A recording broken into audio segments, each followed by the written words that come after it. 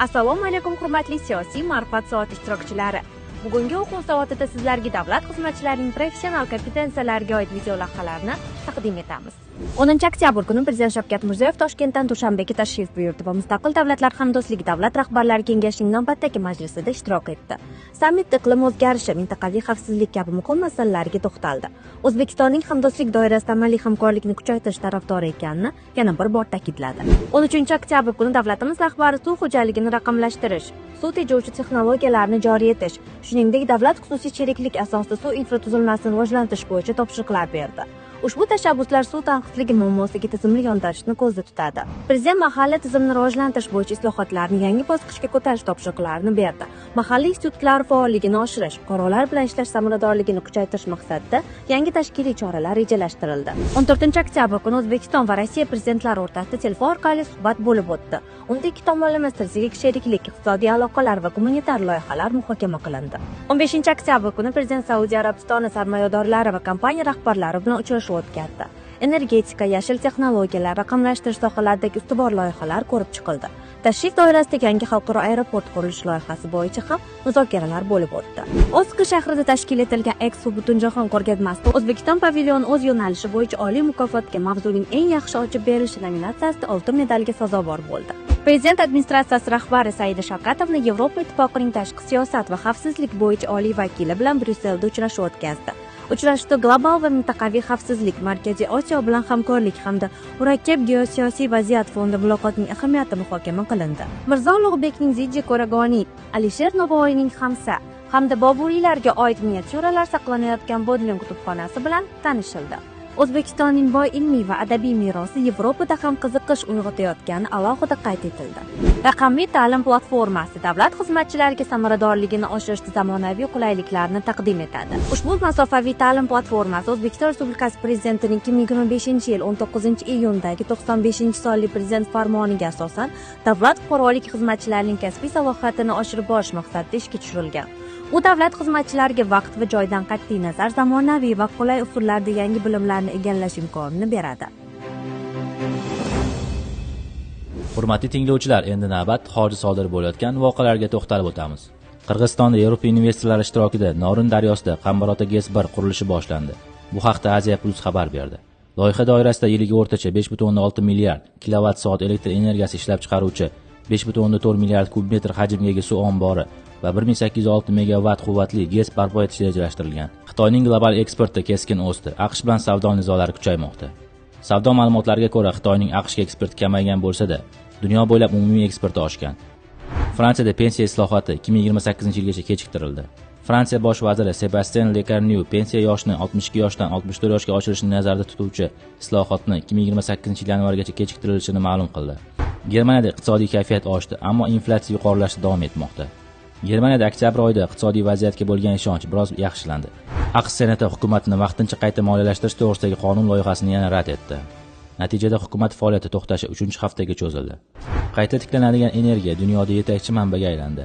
2025-yilning birinchi yarmida quyosh va shamol kabi qayta tiklanadigan energiya manbalari ilk bor ko'mirdan ko'proq elektr ishlab chiqardi.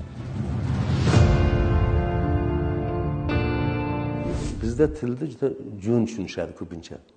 Ya'ni til shu aloqa vositasi.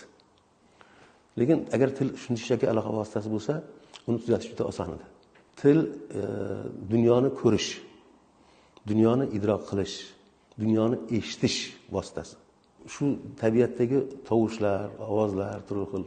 Bular hamma nechta til bo'ladigan bo'lsa, shu tilda egalarini oldida bu ovozlar eshitiladi. Lekin uni rus boshqacha eshitadi, o'zbek boshqacha eshitadi, ingliz boshqacha eshitadi va hokazo. Shuni o'zi ko'rsatadiki, bu til faqat aloqa qilish vositasi emas. Eng muhimi ko'rish va idrok qilish. Vladimir Dalni onasi olmon, otasi daniyalik. O'shandan familiyasi Dal. Shu odamning bir gapi bor.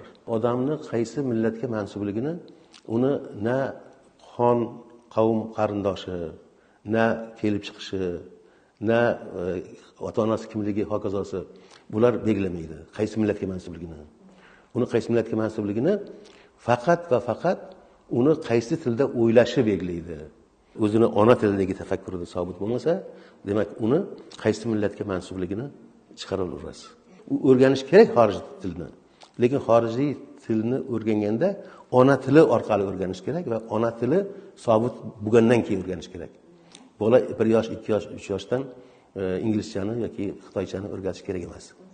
Bola tilida o'zida qotib bo'lgandan keyin, tili qotib bo'lgandan keyin shu ona tilida keyin ularni o'rgansa bir gap bo'ladi. Gasprinskiy deb eshitgansiz. Ismoil Gasprinskiy o'sha umuman jadidchilik boshlanishi bu kishidan boshlanadi. Shu odamning Farangiston maktublari degan bir asari bor. Bir jumlasini aytay, aytadiki, fransuzlarda, Fransiyada bir fransuzga sen fransuzcha bilmaysan deyish, uni juda ham yaramaysan, yaxshi odam emassan degan tushunchani anglatadi. U yaxshi bo'lish uchun albatta ona tilini bilish kerak. Chunki eng yaxshi ko'rgan narsasi onasi, eng yaxshi ko'rgan narsasi tili, eng yaxshi ko'rgan narsasi shunga o'xshagan qadriyatlar. Mana shu qadriyatlarni qadriga yetmagan odam, demak u yaxshi odam emas. Har qanday ona tiliga bo'lgan daxlni o'sha o'zini yuragiga, ko'ngliga, otasiga, onasiga bo'lgan daxl sifatida qabul qila bilsa va shundan himoya qilishga urinsa, ona tilining himoyasi aslida shunday, shu tarzda bo'lishi kerak aslida. Til haqidagi har qanday qayg'urish albatta o'sha milliy o'zlik haqidagi qayg'urish. Davlatni yashnashida albatta til katta bir tayanchlardan bittasi. Shu yurtga muhabbat albatta til bilan. Assalomu alaykum. Ma'naviyatda so'nggi yangiliklarni taqdim etadi. 21-oktyabr O'zbek tili bayrami munosabati bilan markazimiz turli tashkilotlar bilan hamkorlikda ko'rik-tanlovlar, viktorinalar, loyihalar, fleshmoblar, mutaxassislar bilan suhbatlar o'tkazmoqda. Jumladan O'zbek tili qalbim tarjimoni ko'rik-tanlovi Toshkent davlat iqtisodiyot universitetida tashkil etildi. Unda mamlakatimizda tahsil olayotgan xorijlik talabalar 3 bosqichda turli shartlar bo'yicha bellashdilar. Maqsad davlat tilining nufuzini yanada oshirish. O'zbekistonni va o'zbek tilini qalbimdan yaxshi ko'raman. Menga O'zbekistonning taomlari juda yoqdi. Ulardan osh va kebab men juda yaxshi ko'raman. O'zbekiston Yozuvchilar uyushmasi bilan hamkorlikda esa Jonajon o'zbek tilim tanlovining taqdirlash marosimi o'tkazildi. Tadbir doirasida davlat tilini rivojlantirish bo'yicha ustuvor masalalar, dolzarb muammolar, istiqboldagi rejalar muhokama etildi. Favqulodda vaziyatlar vazirligidagi ma'naviy tadbir ham ona tili bayramiga bag'ishlandi. Markazimizning Oyna.uz portali tomonidan buyuk allomalar viktorinasi g'oliblari esdalik sovg'alari va qimmatbaho buyumlar bilan taqdirlandilar. Ona tilim, jonajon tilim insholar tanlovi Navoiy viloyati Uchquduq tumani 2-umumiy o'rta ta'lim maktabi, Markazning Jizzax viloyati Sharof Rashidov tumani bo'linmasi, Toshkent viloyati Bekobod shahri Til taraqqiyot va millat ko'zgusi nomli ma'rifiy tadbir, Buxoro viloyati G'ijduvon tumani ma'naviyatchilari o'ziga yarasha chorlov bilan chiqdilar. Boshqacha aytganda, ona tilimiz targ'iboti. Xorazm viloyati Xiva shahri ona tilim faxrim challenge start oldi. Bu hali hammasi emas, tafsilotlar bilan keyingi dasturda tanishtirib o'tamiz. Ma'rifat targ'ibotchilar jamiyati tomonidan Toshkent metropoliteni elektr deposida navbatdagi ma'rifat soati tashkil etildi. E'tibor markazida yoshlarning ma'naviyati, bilimi va savodxonligi. 13-oktyabr kuni Ichki ishlar vazirligi Jamoat xavfsizligi departamentida navbatdagi siyosiy ma'rifat soati o'tdi. Mavzu O'zbekistonning oltin avlodi. Sizchi siyosiy ma'rifat soatini ko'rib boryapsizmi? Navbatdagi obyekt siz faoliyat yuritayotgan idora bo'lishi mumkin. Biz bilan siyosiy ma'naviy bilimingizni kengaytiring. Markazimiz Oliy Majlis huzuridagi fuqarolik jamiyati institutlarini qo'llab-quvvatlash jamoat fondi, Ma'rifat targ'ibotchilar jamiyati a'zolari, shoir va yozuvchilar Abror Hidoyatov nomidagi O'zbek davlat drama teatriga tashrif buyurdi.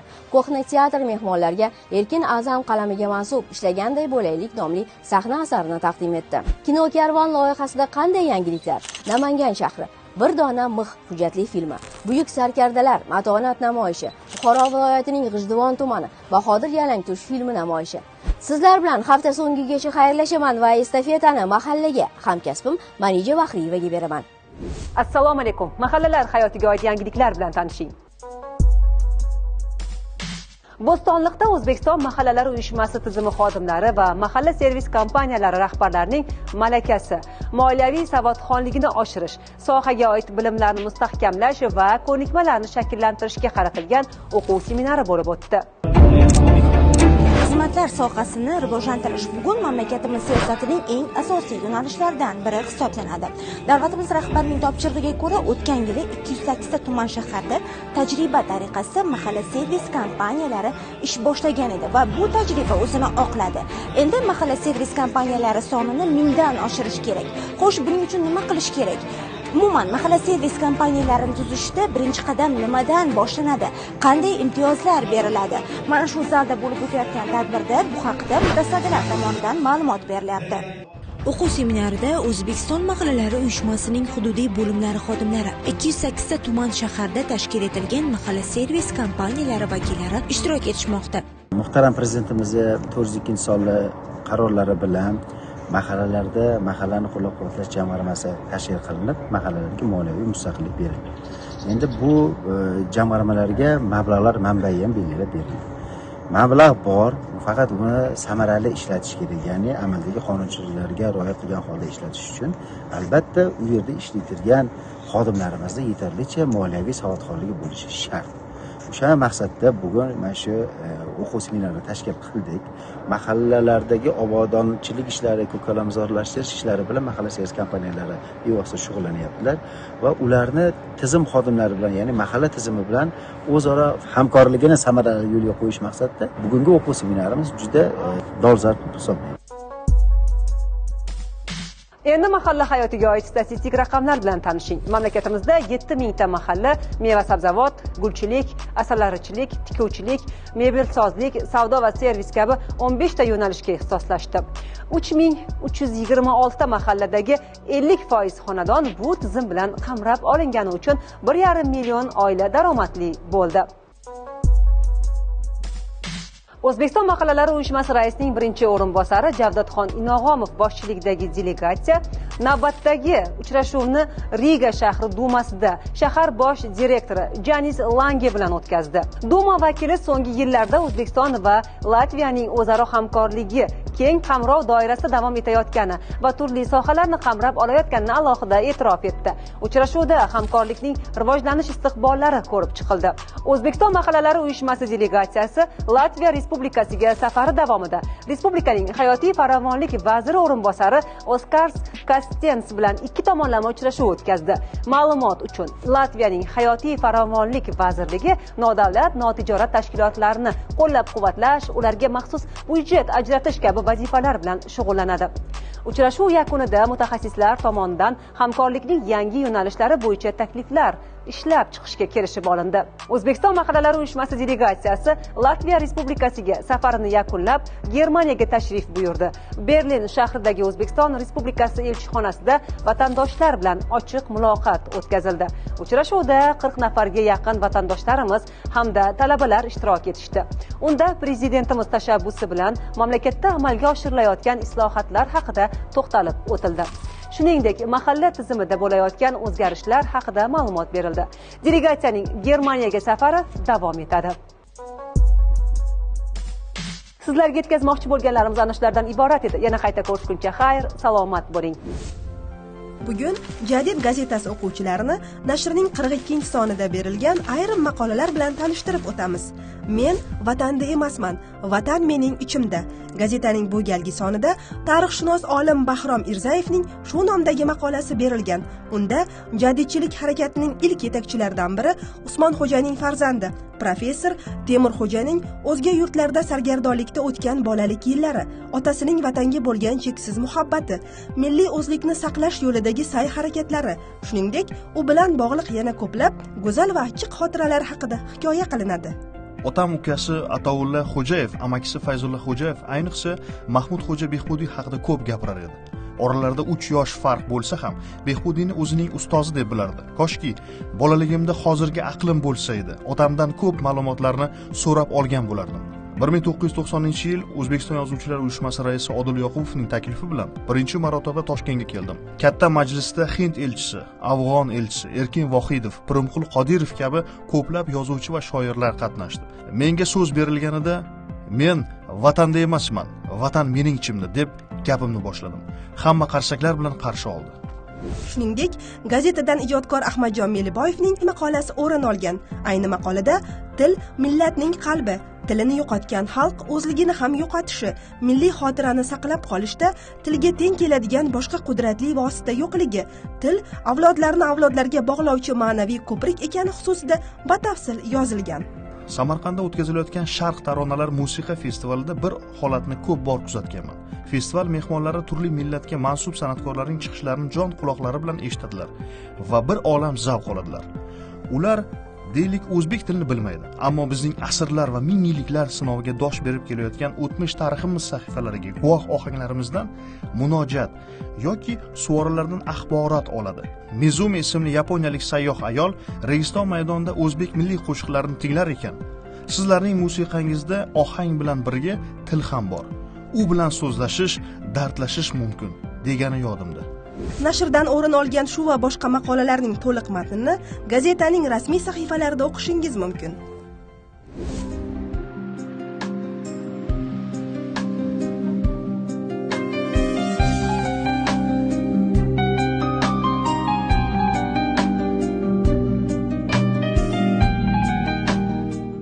Katta maqsadlar ham kichik qadamlardan boshlanadi.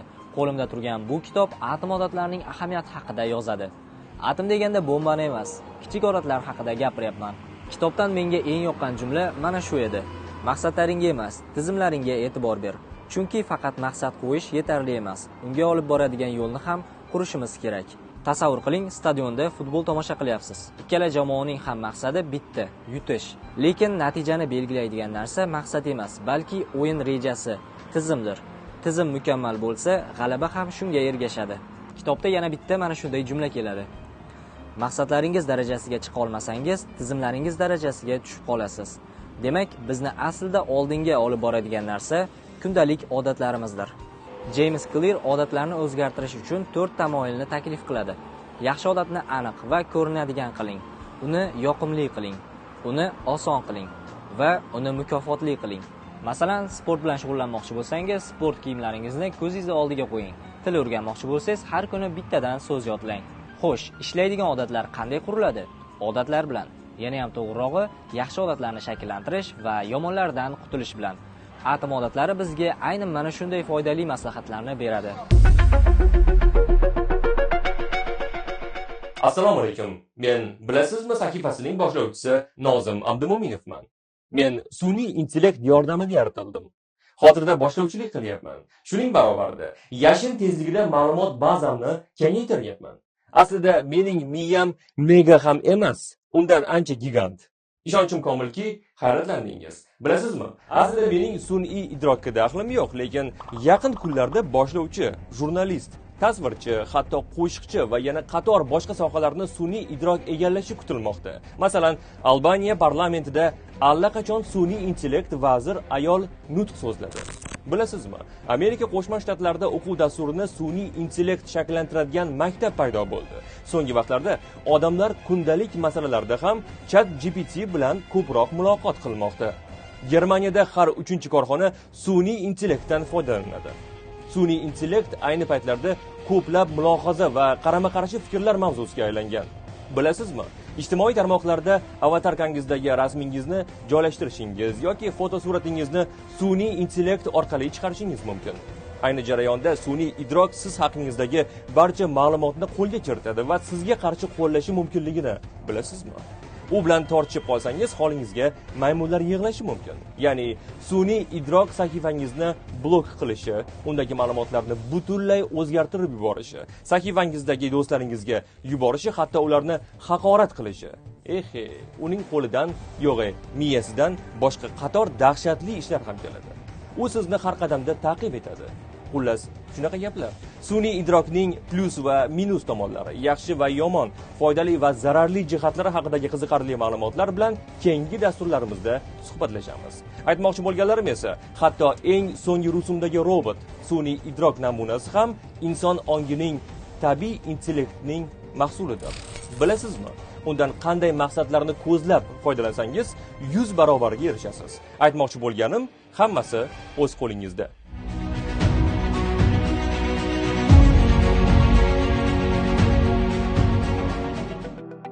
Mehnat shartnomamni ish beruvchi ogohlantirmasdan bekor qilsa, xodim sifatida qanday huquqlarim bor? mehnat shartnomasi ish beruvchining tashabbusiga ko'ra bekor qilinyapti. Bu mehnat qonunchiligiga ko'ra ish beruvchi o'zining tashabbusi bilan mehnat shartnomasini bekor qilayotgan paytda xodimni bu haqda ogohlantirish muddatlariga rioya qilishi shart. Ya'ni mehnat kodeksida bu haqda ham normalar belgilab qo'yilgan. Unga ko'ra ish beruvchi xodimni korxona tashkiloti tugatilayotganligi yoki mulkdori o'zgarayotganligi nuqtai nazaridan. Bundan tashqari ishlab chiqarish hajmi, shtatlar soni qisqarayotganligi. Agar xodimning malakasi qilayotgan mehnatiga noloyiq deb topilgan taqdirda ish beruvchi mehnat shartnomasini bekor qilish haqida xodimni 2 hafta oldin ogohlantirish shart. Fuqarolik ishlari bo'yicha tumanlararo tuman shahar sudlari tomonidan bu kabi ishga tiklash haqidagi nizolarni ko'rish paytida ham ular haqiqatan ham ish beruvchi tomonidan ogohlantirish muddatlariga rioya qilganlik, qilmaganlik holatini batafsil o'rganishi lozim. Agar ish beruvchi tomonidan xodim ishdan bo'shatish, ya'ni mehnat shartnomasini bekor qilish to'g'risidagi ogohlantirib olmagan bo'lsa, u sudlar tomonidan uni ishga tiklash to'g'risidagi buyrug'ini, qarorini chiqarish uchun asos bo'ladi. Aholining tinchligi va osoyishtaligini ta'minlash bo'yicha yangi tartib joriy etiladi. Odamlarning tinch va sifatli dam olishini ta'minlash maqsadida aholini shovqinning zararli ta'siridan himoya qilish to'g'risidagi qonunga o'zgartirishlar kiritilmoqda. Loyihada quyidagi yangiliklar belgilandi. Tungi osoyishtalik vaqti uzaytirilmoqda. Bunga qadar fuqarolarning normal dam olishini buzishga yo'l qo'yilmaydigan vaqtlar oralig'i 23:00 dan 6:00 gacha edi. O'zgarishlardan keyin esa bu vaqt oralig'i 23:00 dan 7:00 gacha uzaytirildi. Fuqarolarning osoyishtaligini buzganlarga nisbatan javobgarlik kuchaytiriladi. Mazkur vaqt oralig'ida baland ovozda musiqa qo'yish, shovqinli tadbirlar o'tkazish yoki fuqarolarning dam olishini buzuvchi harakatlar sodir etgan shaxslarga nisbatan ma'muriy chora ko'riladi. Ko'p qavatli uylarda ta'mirlash ishlari uchun belgilangan vaqt endilikda qurilish va ta'mirlash ishlari faqat ish kunlari soat 9:00 dan 18:00 gacha bajarilishi mumkin bo'ladi. Bu esa aholi osoyishtaligini ta'minlashga xizmat qiladi. Qonun loyihasi deputatlar tomonidan qabul qilindi va Senatga yuborildi. Ushbu o'zgarishlar aholining osoyishtaligini, farovon yashashini va bir-biriga hurmat bilan munosabatda bo'lish madaniyatini yanada kuchaytirishga qaratilgan.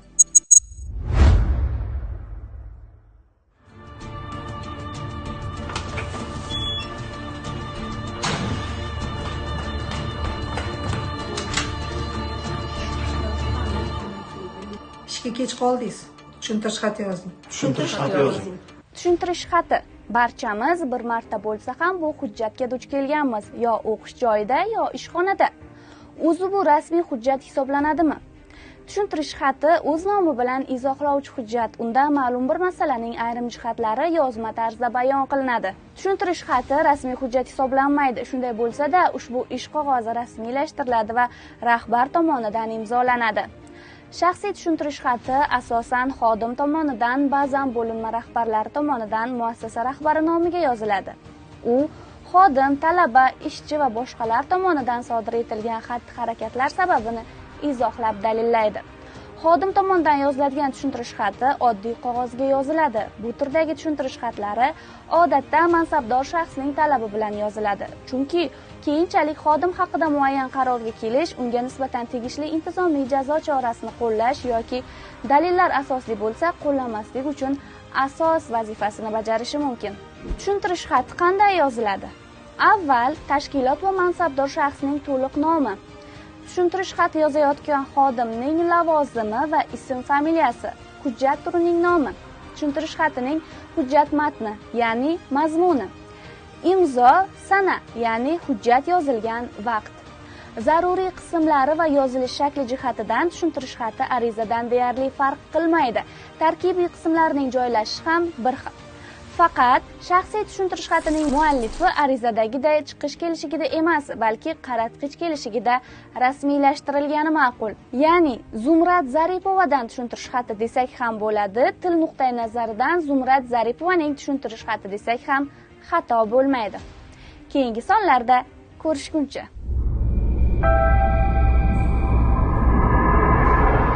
biror bir ishni mukammal, hech bir kamchiliksiz qilishga intiladigan odamlar bo'ladi. Ular perfeksionistlar. Perfeksionizm ikki xil bo'ladi: sog'lom va nosog'lom. Sog'lom perfeksionist o'z oldiga yuqori maqsadlar qo'yadi, lekin muvaffaqiyatsizlikni ham o'rganish imkoniyati deb qabul qiladi. Nosog'lom perfeksionist uchun esa mukammallik bu majburiyat. Unda xatolarga joy yo'q. Aynan shuning uchun ular ko'p hollarda ishni oxiriga yetkaza olmaydi yoki umuman boshlamaydi. Chunki ularda doim qo'rquv bo'ladi. Bu o'zi qanday boshlanadi? Ko'pincha bolalikda. Faqat 5 baho ol yoki eng zo'ri bo'l degan signallar bola ongida men faqat mukammal bo'lsamgina qabul qilinaman degan ishonchni shakllantiradi. Perfeksionizmning zararli holatlaridan biri kechiktirish. Mukammal natija bo'lmasa umuman boshlamaslik holatlari ham uchraydi. Masalan, biror topshiriqni mukammal bajarishga kuchi yetmasligini o'ylagan odam uni oxirgi daqiqagacha cho'zib yuradi. Bu esa stress va asabiylikni kuchaytiradi. Yana bir salbiy jihati o'z-o'zini tanqid qilish. Perfeksionistlar o'zlarining yutuqlarini e'tirof etmaydi, faqat kamchiliklarini ko'radi. Bu o'z navbatida o'ziga nisbatan salbiy qarashni kuchaytiradi va o'ziga ishonchni yemiradi. Agar siz har bir ishingizni mukammal qilishga harakat qilib, o'zingizni qiynayotgan bo'lsangiz, esda tuting, xato qilish bu o'sishning tarkibiy qismi hisoblanadi. Mukammallikka intilishni yomon deb bo'lmaydi, lekin uni eplolmayman deb boshlamaslik eng katta xato. Qadamni qo'yavering, mukammallik esa tajriba bilan kelaveradi.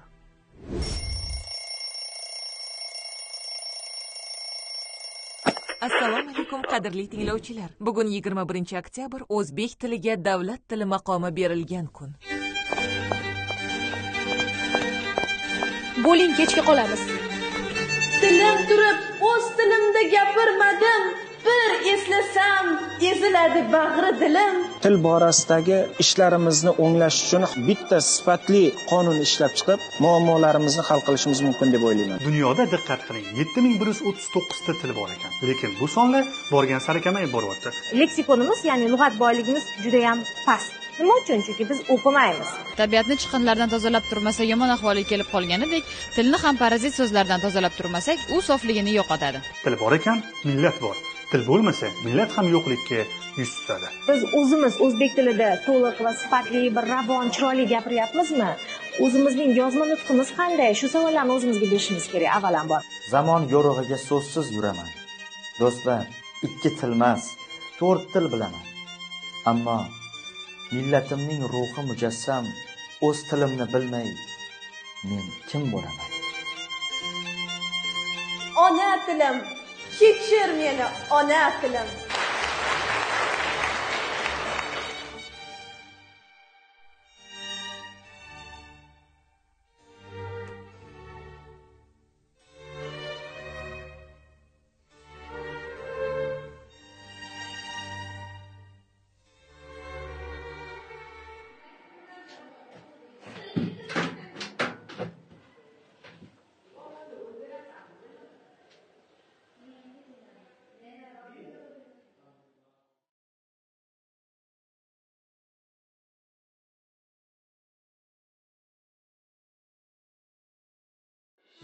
Hurmatli siyosiy ma'rifat soati ishtirokchilari, e'tiboringiz uchun rahmat. Taklif va fikr mulohazalaringizni izohlarda kutib qolamiz. Kuningiz xayrli o'tsin.